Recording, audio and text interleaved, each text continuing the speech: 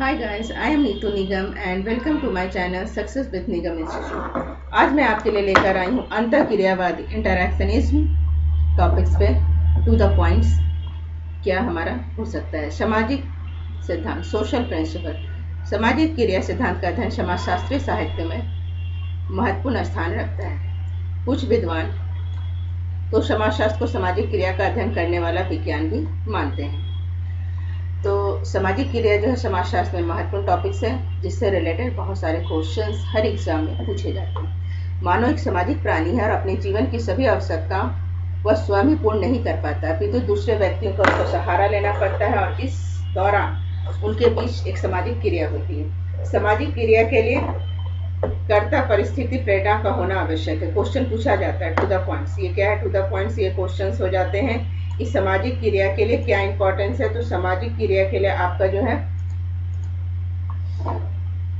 कर्ता परिस्थिति और प्रेरणा का होना आवश्यक है। सामाजिक क्रिया को परिभाषित करते हुए मैक्स वेबर ने क्या कहा है? सामाजिक क्रिया वह क्रिया है जिसमें कर्ता या कर्ताओं द्वारा लगाए गए प्रातिनिधिक अर्थ के अनुसार दूसरे व्यक्ति के मनोभाव एवं क्रियाओं का समावेश हो, उसी के अनुसार उनकी गतिविधि तय होती है। टॉलकेट पार्सन्स के अनुसार सामाजिक क्रिया कर्ता की परिस्थिति व्यवस्था में वह प्रक्रिया है जिसमें अकेले कर्ता के लिए अथवा सामूहिक रूप से उस समूह के व्यक्तियों के लिए प्रेरणात्मक महत्व होता है। पार्सन्स ने सामाजिक क्रिया के लिए 3 तत्वों कर्ता परिस्थिति प्रेरणा पर जोर दिया। ये क्वेश्चंस कई बार पूछा जाता है कि पार्सन्स ने सामाजिक क्रिया के लिए किस पे जोर दिया है। तो सामाजिक क्रिया के लिए पार्सन्स ने कर्ता परिस्थिति और प्रेरणा इन 3 चीज पर जोर दिया है। ये कर्ता किसी न किसी उद्देश्य प्रेरणा से प्रेरित होकर किसी न किसी परिस्थितियों में काम करते हैं और परिस्थिति अनुकूल भी हो सकती है, प्रतिकूल भी हो सकती है। पार्सन्स के अनुसार क्या वह सामाजिक क्रिया में परिस्थिति अनुकूल हो ऐसा कोई जरूरी नहीं है, अनुकूल और प्रतिकूल दोनों हो सकती है। इसी प्रकार सामाजिक क्रिया के आवश्यक तत्वों को किंग्सले डेविड्स ने 4 भागों में बांटा है। कर्ता, लक्ष्य, स्थितियां और साधन। ये क्वेश्चंस भी पूछे जाते हैं। किंग्सले डेविड्स ने सामाजिक क्रिया के लिए कौन से आवश्यक तत्वों का वर्णन किया है? तो कर्ता, लक्ष्य, स्थितियां और साधन। अब हम देखेंगे मैक्स वेबर का सामाजिक क्रिया सिद्धांत। मैक्स वेबर ने सामाजिक क्रिया को ऐसी मनोवृत्ति या व्यवहार के रूप में देखते हैं जिनका कर्ता के लिए कोई अर्थ होता है। अर्थात वो लिखते हैं कि समाजशास्त्र वह विज्ञान है जो सामाजिक क्रिया के व्याख्यात्मक बोध के द्वारा उनकी दिशा और परिणामों के कार्यकरण विश्लेषण पर पहुंचने का प्रयत्न करता है। इसको एग्जाम्पल्स और डिटेल्स हम आगे समझेंगे। सामाजिक क्रिया सिद्धांत मुख्य रूप से क्या है? एक प्रक्रियात्मक सिद्धांत है। सर्वप्रथम वेल्फ्रेड पैरेटो ने सामाजिक क्रिया सिद्धांत की रूपरेखा की थी।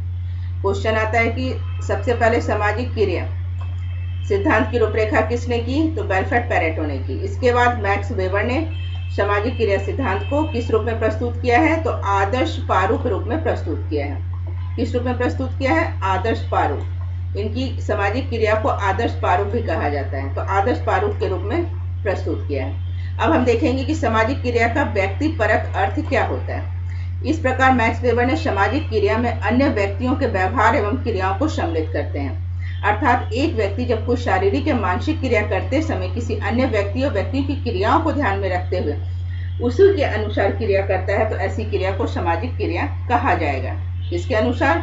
मैक्स वेबर के अनुसार। अतः मैक्स वेबर ने सामाजिक क्रिया को व्यक्तिपरक अर्थ के साथ जोड़कर इसे आनुभाविक बना दिया है।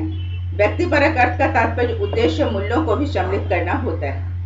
क्वेश्चन क्या बनता है? व्यक्तिपरक अर्थ का तात्पर्य उद्देश्य मूल्यों को सम्मिलित करना होता है। इसी दृष्टि से सामाजिक क्रिया वह है जिसका अर्थ कर्ता स्वयं लगाता है और जिसे कर्ता लक्ष्य प्राप्ति की दृष्टि से परिभाषित करता है और जिसके साथ मूल्य भी जुड़े होते हैं। अर्थात जो व्यक्ति क्रिया कर रहा है वह अपने अनुसार किसी भी परिस्थिति को माप कर लक्ष्य की प्राप्ति के लिए प्रयत्न करता है। अब हम आगे देखेंगे सामाजिक क्रियाएं की विशेषताएं मैक्स वेबर के अनुसार क्या होती है। मैक्स वेबर ने सामाजिक क्रिया और सामाजिक संबंध इन दोनों अवधारणाओं को पर्यायवाची रूप में प्रस्तुत किया है। क्वेश्चन आता है सामाजिक क्रिया और सामाजिक संबंध को मैक्स वेबर ने किस रूप में प्रस्तुत किया है? तो पर्यायवाची रूप में प्रस्तुत किया। सामाजिक क्रिया को स्पष्ट करने के लिए मैक्स वेबर ने सामाजिक क्रिया की 4 विशेषता बताई है। पहला, सामाजिक क्रिया दूसरे को भूतकालीन, वर्तमान और भविष्य के व्यवहार से प्रभावित होती है।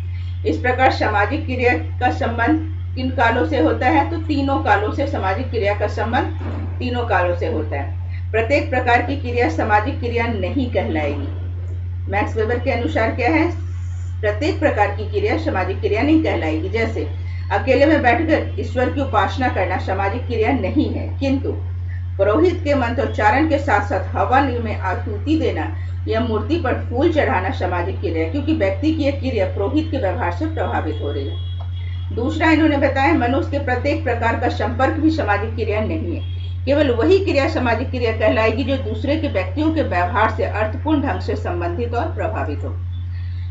नेक्स्ट इन्होंने कहा, सामाजिक क्रिया न तो व्यक्तियों द्वारा एक साथ की जाने वाली क्रिया है, एक साथ की जाने वाली एक सी क्रिया है, और न ही केवल दूसरों से प्रभावित क्रिया है। दूसरे व्यक्तियों द्वारा प्रभावित क्रिया और दूसरे व्यक्तियों के व्यवहार एवं क्रिया द्वारा प्रभावित क्रिया में अंतर है। जैसे एक व्यक्ति को नहाते देखकर दूसरा भी वैसा ही करने लगता है, तो यह अनुकरण सामाजिक क्रिया नहीं है। अब हम देखेंगे सामाजिक क्रिया का आदर्श प्रारूप क्रिया के प्रकार। मैक्स वेबर की सामाजिक क्रिया को क्या कहा जाता है, आदर्श प्रारूप के नाम से जाना जाता है।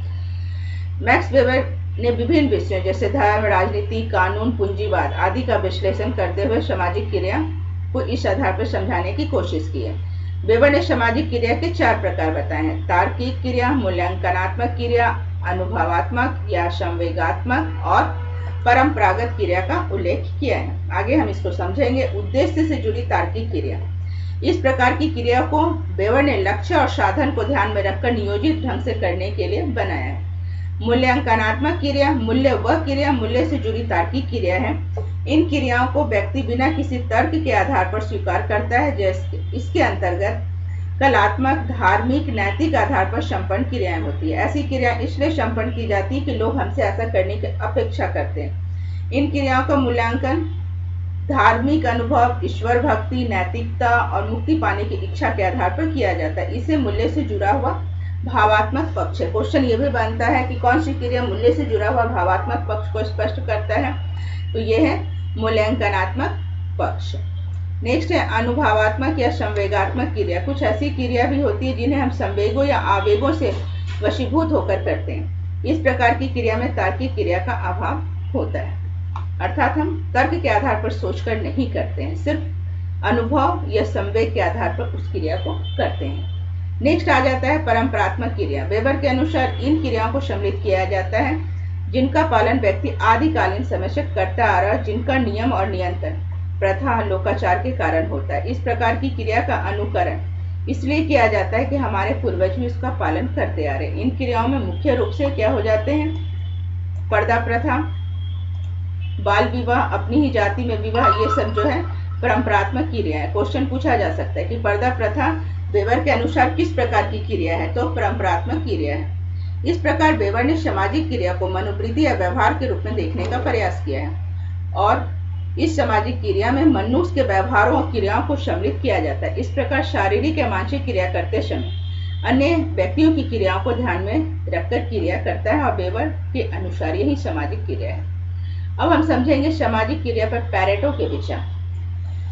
पैरेटो ने सामाजिक क्रिया सिद्धांत को अन्य सामाजिक विज्ञानों के अंतर्गत स्थापित एक सामाजिक विज्ञान है ऐसा माना है उन्होंने, जिसके अंतर्गत तार्किक और अतार्किक 2 आधार पर उन्होंने सामाजिक क्रिया का उल्लेख किया है। क्वेश्चन होता है कि पैरेटो ने सामाजिक क्रिया में किस आधार पर किया है, तो सामाजिक क्रिया को तार्किक और अतार्किक 2 आधार पर बताकर इन्होंने सामाजिक क्रिया का उल्लेख किया है। इनका मानना है कि अकेले में ही अतार्किक व्यवहार विशेष रूप से महत्वपूर्ण होते हैं। अब हम देखेंगे तार्किक क्रिया क्या होती है। पैरेटो के अनुसार तार्किक क्रिया का आधार वैश्विक और अतार्किक क्रियाओं का आधार प्रतीकिक होता है। ये क्वेश्चन भी पूछे जाते हैं कि तार्किक क्रियाओं का आधार क्या होता है, तो वैश्विक और अतार्किक क्रियाओं का आधार क्या होता है, प्रतीतिक ये होता है। पैरेटो प्रत्येक व्यक्तिगत और सामाजिक क्रियाओं के 2 आधार मानते हैं, लक्ष्य और साधन। उनका कहना है कि प्रत्येक लक्ष्य की पूर्ति के लिए कुछ साधन अपनाए जाते हैं। तार्किक क्रिया में कर्ता लक्ष्यों को प्राप्त करने के लिए ऐसे साधन अपनाता है जो अनुभव, सिद्ध और तर्क की कसौटी पर खरे उतरते हैं और तार्किक क्रिया में लक्ष्य एवं साधन में सामंजस्य पाया जाता है। ऐसे तार्किक क्रियाओं को वैश्विक कार्य कहते हैं। नेक्स्ट हमारा हो जाता अतार्किक क्रिया। इससे पहले मैं आपसे कुछ कहना चाहती हूँ कि MPTT वर्ग 1 की एग्जामिनेशन शुरू हो गई है सब्जेक्ट वाइज, और सोशियोलॉजी हमारा सब्जेक्ट जो है आपका, जिसकी एग्जाम 10 तारीख को है। तो इससे रिलेटेड एमसीक्यू, प्रैक्टिस एमसीक्यू कल से मैं कोशिश करूंगी ज़्यादा से ज़्यादा एमसीक्यू आपके साथ लेकर आते रहूं। तो हमारे वीडियो पर बने रहे, हो सकता है एक दिन में 2-3 सेट में डालूं। तो चलिए आगे स्टार्ट करते हैं। इसके विपरीत अतार्किक क्रिया में लक्ष्य और साधन के बीच सामंजस्य नहीं पाया जाता है। क्वेश्चन क्या बनता है, कौन सी क्रिया में लक्ष्य और साधन के बीच सामंजस्य नहीं पाया जाता पैरेटो के अनुसार? तो ये हो जाता अतार्किक क्रिया में, और न ही उन्हें तर्क के आधार पर प्रमाणित किया जा सकता है। अतार्किक क्रियाएं सब्जेक्टिव होती हैं, उनमें भावना का अंश होता है, और तार्किक क्रियाओं का प्रयोग विज्ञान के क्षेत्र में किया जाता है। तार्किक क्रियाओं का प्रयोग कहाँ किया जाता है? विज्ञान के क्षेत्र में किया जाता है, जबकि अतार्किक क्रिया सब्जेक्टिव होती है। जबकि अतार्किक क्रियाएं कल्पना और अनुमान पर आधारित होती है, उनके लक्ष्य साधन तालमेल नहीं होता। इस प्रकार मानव की क्रियाएं तार्किक और तार्किक दोनों हो सकती है। क्रिया संबंधी समस्या, पैरेटो के अनुसार पैरेटो ने तार्किक और तार्किक क्रिया के संबंध में 3 प्रकार की समस्याओं का उल्लेख किया है। पहला, उनका कहना है कि लक्ष्य व्यक्तिगत और सामाजिक दोनों हो सकते हैं। लक्ष्यों के ज्ञान के अभाव में साधन को तार्किक और अतार्किक समझना एक कठिन कार्य है। नंबर 2, जब लक्ष्य का संबंध परलौकिक हो तब तो यह जानना और भी कठिन होता है कि लक्ष्य और साधन के बीच उचित संबंध है या नहीं है। और नेक्स्ट हो जाता है तीसरा, उचित और अनुचित कार्यों का पता लगाना भी कठिन कार्य है, क्योंकि एक कार्य जो एक के लिए उचित है वही दूसरे के लिए अनुचित भी हो सकता है। पैरेटो का कहना है, किन कठिनाइयों के कारण ही मानव समाज में अतार्किक क्रियाओं की प्रधानता रही है? पूछा जा सकता है किन कठिनाइयों के कारण? तो इन कठिनाइयों के कारण मानव समाज में अतार्किक क्रियाओं की प्रधानता रही, और समाज का अस्तित्व भी उसी पर निर्भर करता है। पैरेटो ने यह भी बताया है कि मानव अतार्किक क्रियाएं क्यों करता है। इसके कुछ कारकों का उन्होंने उल्लेख किया है, जो मुख्य रूप से मूल प्रवृत्तियां, चालाक, स्वार्थ और मनोभाव है, किंतु इन सबों में भी चालकों और भ्रांतरक को अधिक महत्व देते हैं। पैरेटो का चालक और भ्रांतरक का सिद्धांत भी एक महत्वपूर्ण सिद्धांत है, जिसके बारे में उन्होंने बताया है। ये भी क्वेश्चन इससे रिलेटेड पूछे जाते हैं। तो आज के लिए इतना ही। आई होप ये वीडियो आपको पसंद आए, और इससे रिलेटेड, इसी टॉपिक से रिलेटेड सिंबॉलिक इंटरैक्शन, इसी में आता है प्रतीकात्मक अंतःक्रियावाद, जिसमें महत्वपूर्ण समाजशास्त्री हो जाते हैं G.H. मेड और हर्बर्ट ब्लूमर। इन दोनों को भी मैं डिफाइन करते हुए कल मैं इसके एमसीक्यू भी लेकर आऊंगी। तो आज के लिए इतना ही। आई होप आपको ये वीडियो पसंद आया। Thank you.